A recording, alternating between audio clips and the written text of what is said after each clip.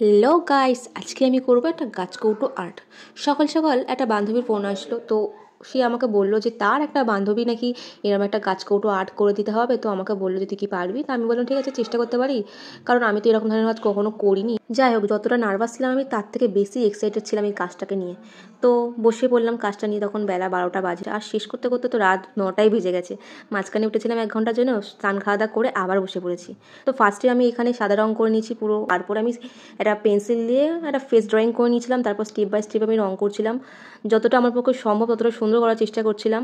আর এই চোখটা করতে গিয়ে আমার কতক্ষণ সময় লেগেছে, তবুও আমি সুন্দরভাবে চোখটা করার চেষ্টা করেছি।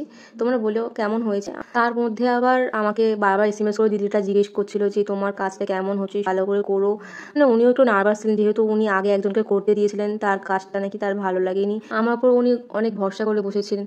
তো এইসব শুনে আমার আরও নার্ভাস ফিল হচ্ছিলো যে আমি যদি কাজটা কোনোভাবে নষ্ট করে ফেলি। তারপরেও আমি মনে অনেক জোর রেখে কাজটাকে কমপ্লিট করলাম। আর এই কাজটা তো আমাকে বলেছিল যে পরের দিন সকালবেলা 9টার মধ্যে দিতে হবে। তো আমি রেডি হয়ে বেরিয়ে পড়লাম। আর এটা হলো ফাইনাল লুক। কেমন হচ্ছে তোমরা জানিও। আর ওর তো খুবই পছন্দ হয়েছে।